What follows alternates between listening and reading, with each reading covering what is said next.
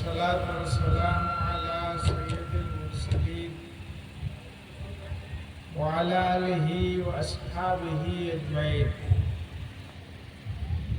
حضرات علماء کرام، بالخصوص حضرت مولانا عبدالسلام قاسمی دامت برکاتہم، حضرت مولانا نذر المبین دامت برکاتہم، محترم جناب ڈاکٹر شمیم محمد صاحب، سابق وزیر حکومت بہار، حضرت مولانا ڈاکٹر شکیل احمد قاسمی صاحب، حضرت مولانا مشہود الرحمان جمالی صاحب، اور اسٹیج پر بیٹھے حضرات علماء و برادران محترم،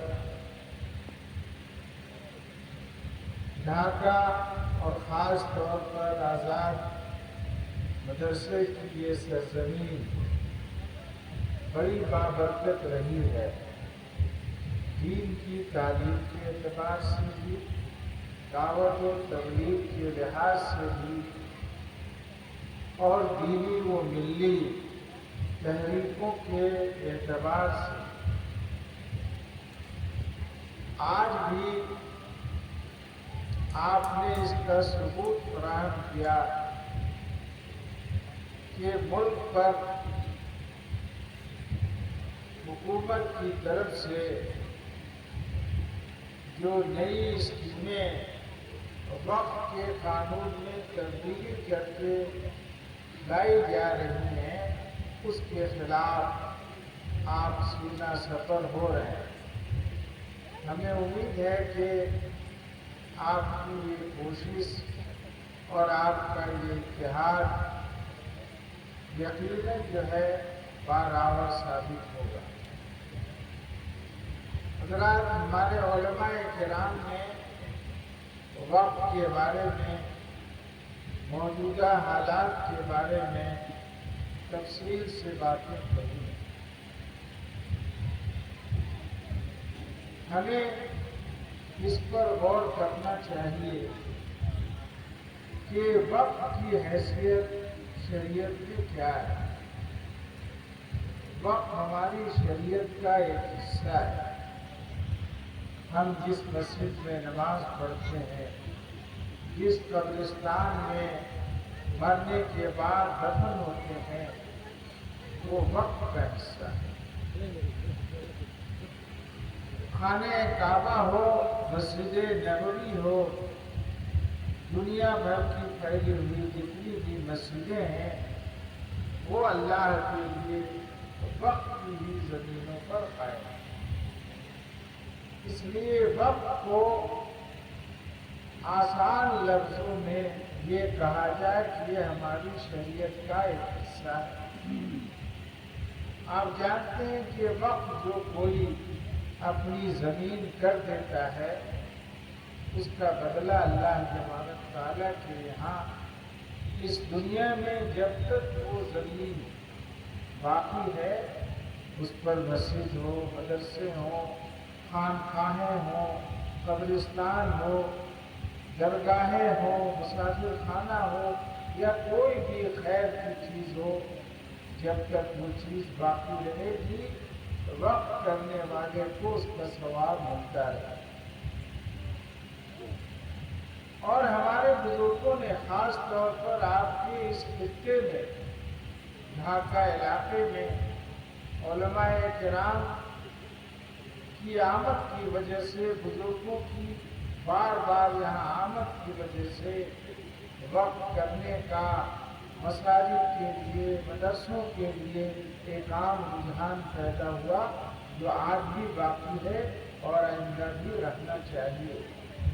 ہمیں عام لوگوں کو اس طرف متوجہ کرتے رہنا چاہیے کہ خیر کے کاموں کے لیے اپنی زمین، اپنے باغ بغیچے ضرور وقف کرنے کا ارادہ کرتے رہیں اور وقف کیا کریں۔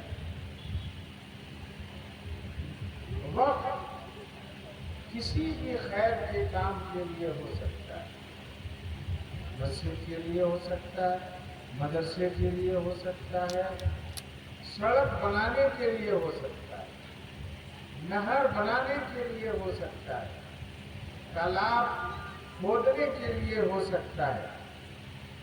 और मौलाना मशहूर रहमान साहब ने बड़ी अच्छी मिसाल दी, मेहमानों के लिए हो सकता है।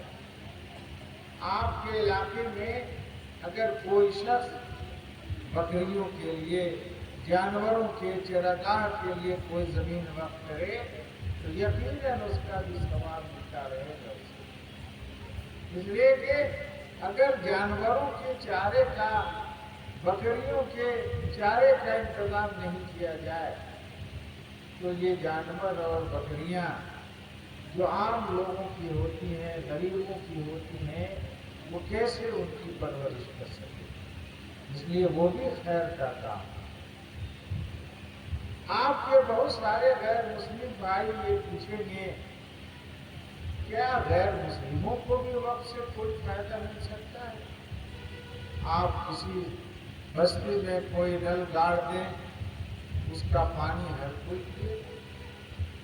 किसी बस्ती में आपने तालाब बना दिया, उस तालाब के पानी से उस गांव का हर आदमी, आपने उसको आम कर दिया तो फायदा उठाएगा, वहाँ पानी जमा होगा। और आजकल तो पानी की जो अहमियत बढ़ती जा रही है, जमीन के अंदर का पानी बेजा इस्तेमाल किया जा रहा है, पानी के जखीरे कम होते जा रहे हैं। ऐसे में तालाबों की और उन कुओं की अहमियत बढ़ती जा रही है, उन नहरों की अहमियत बढ़ती जा रही है। तो सवाल यह है कि क्या गैर मुस्लिम भी फायदा उठा सकते हैं?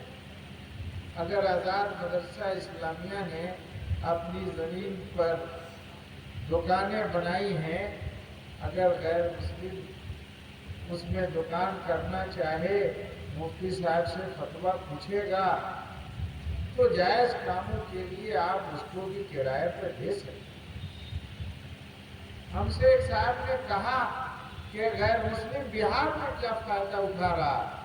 हमने उनसे कहा कि सोगरा वक्फ स्टेट जो बिहार शरीफ में है, उसमें उस वक्त की ज़मीन पे कई कॉलेज कायम हैं, कई स्कूल कायम हैं। सोगरा कॉलेज में जाकर देखिए कि 60% गैर मुस्लिम लड़के और लड़कियां पढ़ते हैं।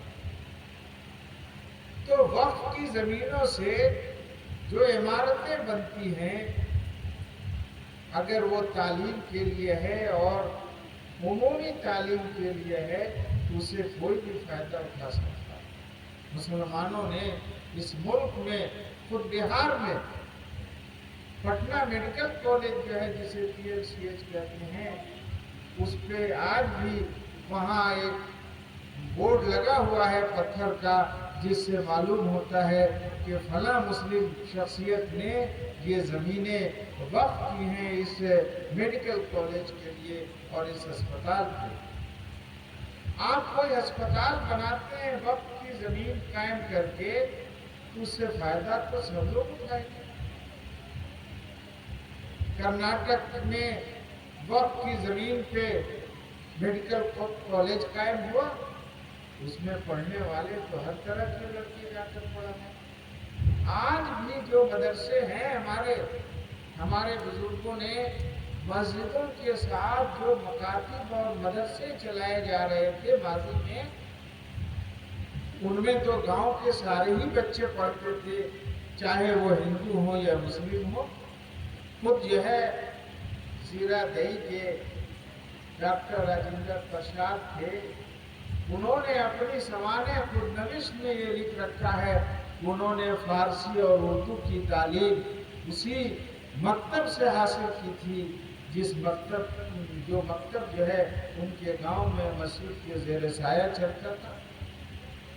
तो हमारे यहाँ खैर के कामों में ये तकलीफ नहीं है। अगर मदरसों में कोई आकर पढ़ना चाहे हमारे निसाब के हिसाब से तो पढ़ सकता है। हज़रत मौलाना निज़ामुद्दीन साहब जब साथी मदरसा रियाज़-उल-उलूम में सदर मुदर्रिस थे, वहाँ के बाजार में एक पंजाबी बिरादरी का एक शख्स तिजारत करता था। वो उसने आके कहा कि मैं अपने बच्चे को तालीम दिलाना चाहता हूँ आपके मदरसे में।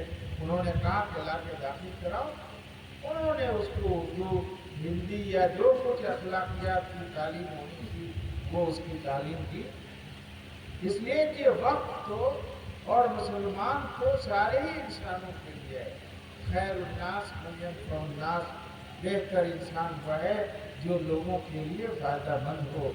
इसलिए औकाफ के कायम करने का सिलसिला जो आपके बुजुर्गों ने कायम कर रखा था उसको जारी रखना चाहिए। और वक्त की जमीनों पर, बहुत सारी जमीनों पर बाज़ाब्ता दस्तावेज नहीं बना हुआ है। किसी बुजुर्ग ने कहा, गांव के लोगों ने कहा कि इस मदरसे के लिए, इस मस्जिद के लिए आप जमीन दे दिए। उन्होंने जमीन दे दी, उनकी आल औलाद ने भी उसको बाकी रखा। उसी को कहते हैं वक्त बाय यूजर, यानी इस्तेमाल के जरिए वो चीज वक्त में आ गई।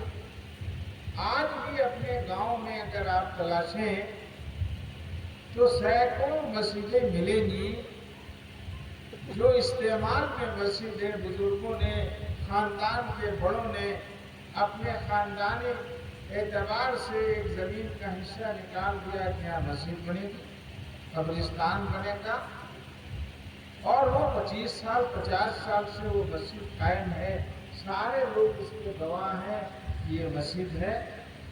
अगर मौजूदा कानून सरकार की ये बनती है कि इस तरह के जितने औकाफ हैं उनको सरकार वक्त नहीं मानेगी तो ये शरीयत में बराह रास्त दखल अंदाजी है। इसलिए कि हमारी मस्जिदें शरीयत कहती है और कानून ने भी इसको तस्लीम कर रखा था आज़ादी से लेकर अब तक, आज़ादी से पहले से, कि ज़बान से जो चीज़ हिबा कर दी जाती है, हदिया कर दी जाती है, वक्त कर दी जाती है, वो बाकी रहती है, उसको कानून तस्लीम करता है। लेकिन इसी के साथ एक गुजारिश ज़रूर है कि मुल्क के हालात में तब्दीलियाँ आ रही हैं, हमें हर लिहाज से तैयारी करनी चाहिए। अगर हमारी गांव की मस्जिद की ज़मीन रजिस्टर्ड नहीं है, ख़ानदान के लोग हैं, तो उनको चाहिए कि उस ज़मीन को रजिस्टर्ड कर दें और जो सर्वे आ रहा है उस सर्वे में उसको, उस रजिस्ट्री को भी दिखलाएं। ये तो तय है ही है कि वो मस्जिद है, लेकिन इस्तेमाल के एतबार से मस्जिद है। ज़ाब्ते में दस्तावेज अगर नहीं है तो दस्तावेज को तैयार करने का काम भी इस पूरे इलाके में करना चाहिए। हमारे उलमा को, नौजवानों को, गांव के जिम्मेदारों को इस तरफ पेशरफ्त करनी चाहिए, इसलिए कि मुल्क के हालात में तब्दीलियाँ आ रही हैं और ऐसे लोग हुकूमत पर काबिज हैं जो आपकी मस्जिदों पर, आपकी ज़मीनों पर, आपके मदरसों की ज़मीनों पर, वक्त की ज़मीनों पर गलत निगाह रखते हैं, ललचाई हुई निगाह रख रहे हैं। वो इस तरह का कानून बनाना चाहते हैं ताकि आइंदा आपको वो उठा कर रखें कि आपकी मस्जिद के पास कानून कागज़ नहीं है, आपके किसी ख़ानदान के तीसरी पुश्त के किसी नौजवान को वो अपने करीब कर लेंगे और उसको अपने इस्तेमाल में लाने के लिए उसको खड़ा कर देंगे कि ये तो मेरी ज़ाती चीज़ है। जब उस तरह के झगड़े खड़े होंगे तो झगड़ों का एक लामतनाही सिलसिला पूरे मुल्क में खड़ा हो जाएगा, जो ये सरकार चाहती है कि मुसलमानों को आपस में लड़ा दिया जाए। इसलिए अपनी ज़मीनों को भी, जो वक्त की ज़मीनें हैं, उनका कागज़ अगर बना हुआ नहीं है तो कागज़ भी मुकम्मल कर लेना चाहिए। जो सर्वे अभी बिहार में हो रहा है, जिन अजला का सर्वे पहले नहीं हुआ है उनका सर्वे हो रहा है, शुरू हो रहा है। आप उस सर्वे के लिए जिस तरह अपनी ज़ाती ज़मीनों के लिए آپ تیاری کر رہے ہیں، گاؤں گاؤں میں وقف کی زمینوں کے سروے کے لیے بھی تیاری کرنی چاہیے، ان کو کھڑا ہو کر یہ لکھوانا چاہیے کہ یہ مسجد ہے، یہ قبرستان ہے، یہ درگاہ ہے۔ ایسی زمینیں جو کھیتی کی ہیں، جو کھلیان میں آپ کے نام سے ہیں، لیکن زمین وہ زبانی طور پر وقف ہے، تو وہاں کھڑا ہو کر یہ ایمانداری کا تقاضا یہ ہے کہ آپ یہ لکھوائیں کہ یہ زمین مدرسہ اسلامیہ کے لیے وقف ہے، یا فلاں مسجد کے لیے وقف ہے، یا فلاں کام کے لیے وقف ہے۔ تیسری گزارش یہ ہے آپ حضرات سے کہ جو صورتحال ہمارے ملک میں بنتی جا رہی ہے، اس کا صحیح طور پر جائزہ لیتے رہنے کی ضرورت ہے، اور اس کے لیے ہر وقت بیدار رہنے کی ضرورت ہے۔ ایک بیداری یہ ہے کہ جو موجودہ سرکار جو قانون لانا چاہتی ہے، بنانا چاہتی ہے، جو بل اس نے پارلیمنٹ میں پیش کیا ہے، اس سے آپ کے وقت کی حیثیت آہستہ آہستہ ختم ہو جائے گی۔ اس نے بنیادی تبدیلیاں کی، وقت کیا ہے اس میں بھی تبدیلی کر دی، وقت کون کرے گا اس پر بھی پابندی لگا دی۔ اس پر دو طرح کی پابندیاں ہیں۔ انہوں نے لکھا کہ جو 5 سال تک مسلمان ہوگا وہی وقت کرے گا۔ اس کی وضاحت نہیں ہے، اگر یہ پاس ہو گیا تو وہ قانون بنائیں گے کہ جو بالغ ہوا ہے وہ مسلمان اگر ہے تو اگلے 5 سال تک وہ کوئی زمین دان نہیں کر سکتا، کوئی وقف نہیں کر سکتا ہے، اس لیے کہ قانون نے ممانعت کر دی انہیں۔ تو شریعت پر چلنے سے وہ روک رہے ہیں۔ آپ اگر کوئی کالونی بنا رہے ہیں اور وہاں کوئی مسجد قائم کرنا چاہتے ہیں، نہیں وقف دے کر زمین، تو وہ آسانی سے وقف نہیں کر سکتے۔ آپ کو پہلے وقف بورڈ میں اجازت کے لیے پیش کرنی ہوگی، وقف بورڈ کے بعد وقف بورڈ بھیجے گا کلکٹر کو، کلکٹر اگر پرمیشن دے گا تو آپ اس زمین کو اس مسجد کے لیے وقف کر سکتے ہیں، مدرسے کے لیے وقف کر سکتے ہیں۔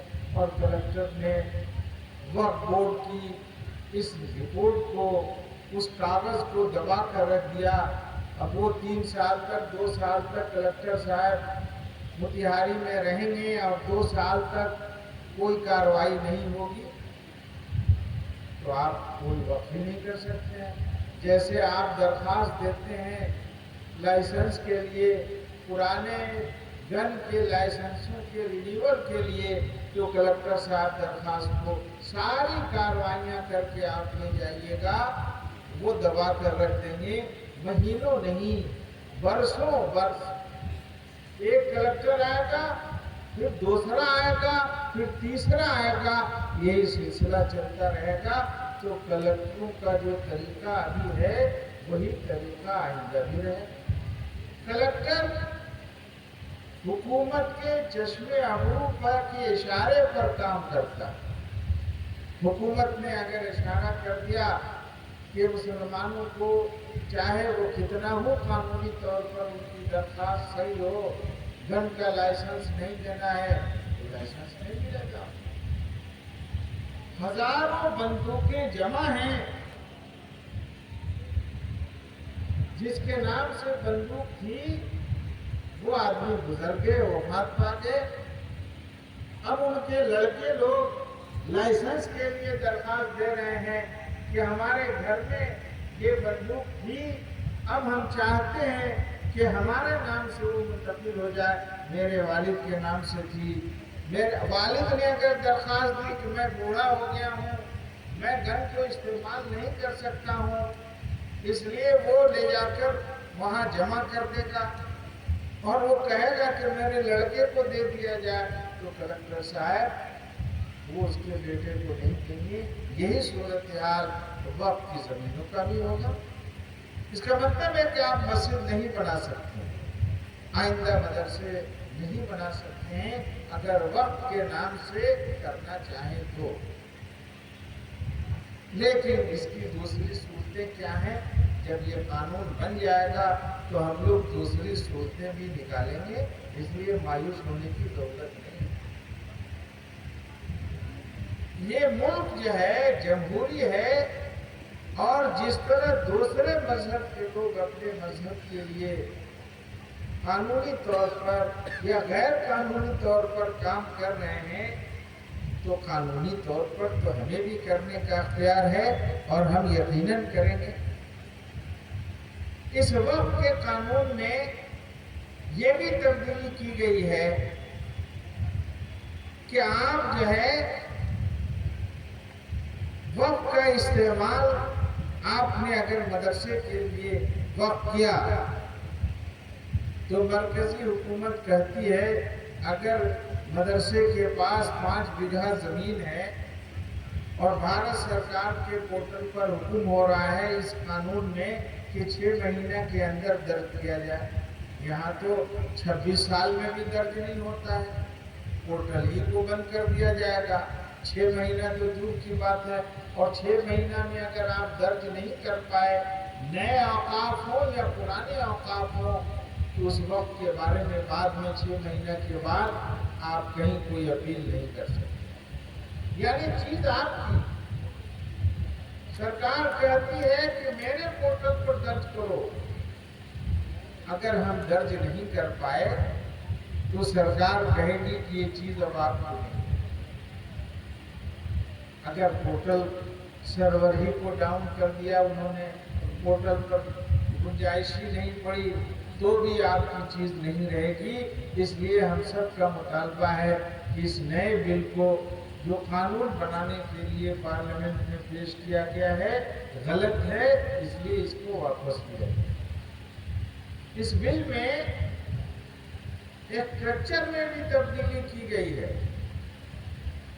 کہ آپ وقف کا جو وقف بورڈ ہے، پہلی بات تو سمجھیے کہ وقف بورڈ جو ہے ہماری اوقاف کی زمینوں کا مالک نہیں ہوتا، مالک جو ہے اللہ کی ذات ہے، متولی بھی مالک نہیں ہوتا ہے، لیکن متولی پہلا نگراں ہوتا ہے، اور وقف بورڈ اس نگراں کا نگراں ہوتا ہے کہ متولی جو اس وقف کی زمین کا نگراں ہے وہ صحیح طور پر وقف اور واقف کے منشے کے مطابق کام کر رہا ہے یا نہیں کر رہا ہے۔ اگر کام نہیں کرے گا یا وقف کی زمینوں میں کوئی جھگڑا ہوگا تو وقف بورڈ اس کو دور کرنے کی کوشش کرے گا، وقف بورڈ سے نہیں ہوگا۔ تو سرکار نے جھگڑوں کے نپٹارے کے لیے ٹریبونل بنا رکھا ہے وقف کی جائیدادوں کے جھگڑے کے لیے، یہ 1995 کے ایکٹ کے بعد آیا۔ سرکار نے بھارت سرکار نے جو قانون بنا رکھے ہیں بہت سارے کاموں کے لیے، جھگڑوں کے نپٹارے کے لیے انہوں نے ٹریبونل بنا رکھے ہیں۔ 70 سے زائد ٹریبونل پورے ملک میں مختلف شعبوں کے لیے کام کر رہے ہیں۔ جیسے انکم ٹیکس کا کوئی اگر آپ کا سرکار سے جھگڑا ہو رہا ہے یا انکم ٹیکس آپ نے جمع کیا، وہاں کوئی پرابلم ہو رہا ہے تو وہاں انکم ٹیکس کا جو ٹریبونل ہے آپ اس میں جا کر سرکار کے خلاف درخواست دیجیے۔ اسی طرح کا ٹریبونل وقف بورڈ بھی وقف کے لیے بھی قائم کر رکھا ہے سرکار نے کہ اگر کسی نے وقف کی زمین پر کوئی قبضہ کر لیا ہے، چاہے سرکار نے قبضہ کر لیا ہے، تو ٹریبونل میں آپ درخواست دیجیے گا، گواہیاں جلدی ہوں گی، فیصلے جلدی ہوں گے، تو وقف کی حفاظت ہو پائے گی۔ اب جن لوگوں نے اوقاف کی زمینوں پر قبضہ کر رکھا ہے ان کو لگا کہ ٹریبونل سے تو جلدی فیصلے ہو جاتے ہیں، یہ تو 2 سال کے اندر فیصلے ہو جاتے ہیں، اور سرکاری کورٹ میں جانے پر ڈسٹرکٹ کورٹ کے ذریعے جو درخواستیں دی جاتی ہیں تو ان میں تو سال نہیں 10 سال 20 سال لگ جاتے ہیں۔ تو ان مافیاؤں کو یہ بڑا خطرہ ہوا کہ ہماری زمینیں جو ہم نے قبضہ کر رکھی ہے وہ زمینیں اب میرے ہاتھ سے نکل جائے گی۔ سرکار نے بھی زمینیں قبضہ کر رکھی ہیں، کوئی بھی سرکار، تمام ہی اسٹیٹ میں کچھ نہ کچھ زمینوں پر وقف بورڈ نے نہیں بلکہ سرکار نے ہمارے اوقاف کی زمینوں پر قبضہ کر دیا ہے، تو ٹریبونل کے ذریعے جو فیصلے ہوں گے وہ سرکار کے خلاف بھی ہوں گے۔ اب سرکار کو بھی گھبراہٹ ہے اور ان زمین پہ قبضہ کرنے والوں کو بھی گھبراہٹ ہے کہ ٹریبونل کے کاموں کو کمزور کر دیا جائے، اس کے فیصلے کو کمزور کر دیا جائے۔ تو اس میں یہ بات رکھی گئی کہ ٹریبونل کا فیصلہ حتمی نہیں ہوگا، یعنی سرکار کے قائم کیے ہوئے کورٹ کو سرکار قانون بنا رہی ہے کہ ان کا فیصلہ حتمی نہیں ہوگا، یعنی پھر ڈسٹرکٹ کورٹ میں بھی آپ ان کے فیصلے کے خلاف جا سکتے ہیں اور برسوں برس جو ہے وہ آپ کا کیس جو ہے پینڈنگ میں رہے گا، اور جن لوگوں نے زمینوں پر قبضہ کر رکھا ہے وہ اپنا قبضہ برقرار رکھیں۔ اس نئے قانون میں سرکار نے حد بندی کا بھی قانون لاگو کر دیا ہے۔ اگر کسی نے 12 برس تک وقف کی زمینوں پر قبضہ کر لیا تو گویا کہ آپ اس کو خالی نہیں کرا پائیے گا اس نئے قانون کے مطابق، اور پرانے قانون کے مطابق آپ چاہے وہ 50 سال سے قابض ہے، اگر کسی متولی نے وقف کی زمین کو رجسٹری بھی کر دیا ہے کسی کے نام سے، تو ٹریبونل جو ہے اس رجسٹری کو بھی ختم کرنے کا آرڈر دے گا اور وہ زمین جو ہے وقف کو لوٹائی جائے گی۔ تو یہ ساری چیزوں سے موجودہ سرکار کو بڑی بے چینی ہے، اس لیے اس نے یہ قانون لاگو کرنے کا تہیہ کیا ہے کہ اس طرح کا قانون ہی نہیں رہے جس سے وقف کی حفاظت ہو پائے گی۔ تو یہ چند وہ بنیادی چیزیں ہیں جس پر ہمارے علماء نے، مسلم فیصلہ بورڈ نے، ملی کونسل نے یہ طے کیا ہے کہ اس وقت بل کی پوری مخالفت کی جائے۔ آج اس کانفرنس سے بھی آپ حضرات یہ اعلان کیجئے کہ 8 اگست 2024 پچھلے مہینے 8 اگست کو جو قانون بنانے کے لیے بل پارلیمنٹ میں پیش کیا گیا ہے ہم اس کی مخالفت کرتے ہیں، سرکار اس کو واپس لے۔ اگر آپ آمادہ ہیں اس مخالفت کے لیے اور اس بل کو واپس کرانا چاہتے ہیں تو ہاتھ اٹھا کر اعلان کیجیے کہ ہم اس بل کی مخالفت کرتے ہیں۔ اور صرف اتنا کافی نہیں ہے، ہم پورے علاقے کے نوجوانوں سے کہیں گے کہ ہر گاؤں سے کم 25-50 ای میل ایک ہفتہ کے اندر جانا چاہیے اس کمیٹی کو جو جے پی سی کے نام سے کمیٹی بنی ہے، اس نے رائے طلب کی ہے۔ یہ رائے مسلمان بھی دے سکتے ہیں، غیر مسلم بھی دے سکتے ہیں، یاد رکھیے گا۔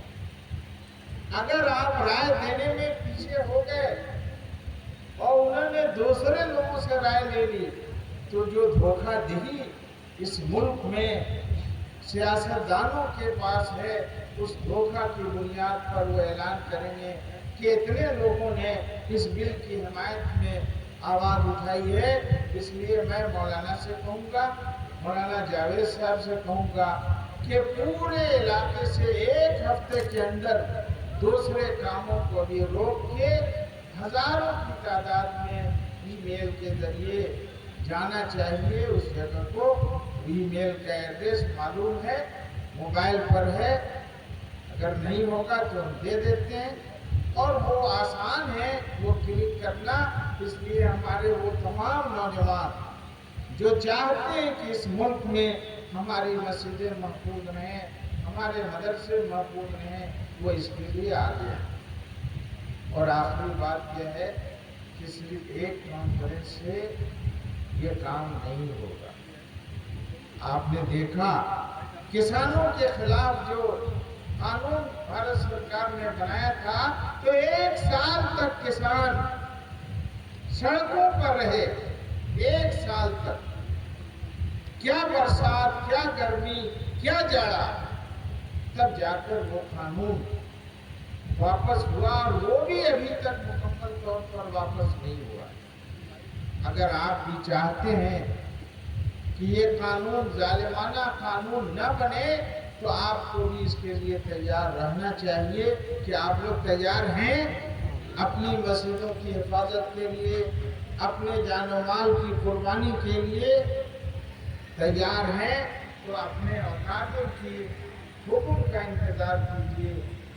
जिस तरह आपने एनआरसी के टाइम में, सीए के टाइम में महीनों जो है एहतजाज किया, जरूरत पड़ेगी उसी तरह इस बिल के खिलाफ भी महीनों एहतजाज करना पड़ेगा। क्या आप हजरत उसके लिए तैयार हैं? और उसकी शुरुआत दिल्ली से नहीं होगी, ढाका से होगी। क्या हजरत मौलाना उसके लिए तैयार हैं? अल्हम्दुलिल्लाह। मैं इसी के साथ आप सबका शुक्रिया अदा करते हुए हजरत मौलाना का, मदरसे के नादिम साहब का और आप सबका अपनी बात खत्म करता हूँ कि हमारी गुजारिश पर ये दोनों हजरत मौलाना जावेद साहब और हजरत मौलाना नजमुद्दीन साहब ने फौरन आमादगी जाहिर की, और पटना में 25 अगस्त को जो पहली कॉन्फ्रेंस मुनक़िद हुई थी, उसके बाद ये दूसरी कॉन्फ्रेंस इन्होंने, आज 2 सितंबर है, 2 सितंबर को 1 हफ्ते के अंदर ये कॉन्फ्रेंस मुनक़िद हुई। इंशाअल्लाह इसके असरात पूरे ज़िले में नहीं बल्कि पूरे सूबे में पड़ेंगे। और गैर मुस्लिमों को भी आप लोग समझाइए, बताइए कि आपके लिए भी हम खैर का काम में दिलचस्पी रखते हैं। हमारी हैसियत जो है सिर्फ मुसलमानों के लिए नहीं है बल्कि तमाम इंसानों के लिए है। मैं इसी के साथ अपनी बात खत्म करता हूँ। वाक़िअ दावाना अल्हम्दुलिल्लाह।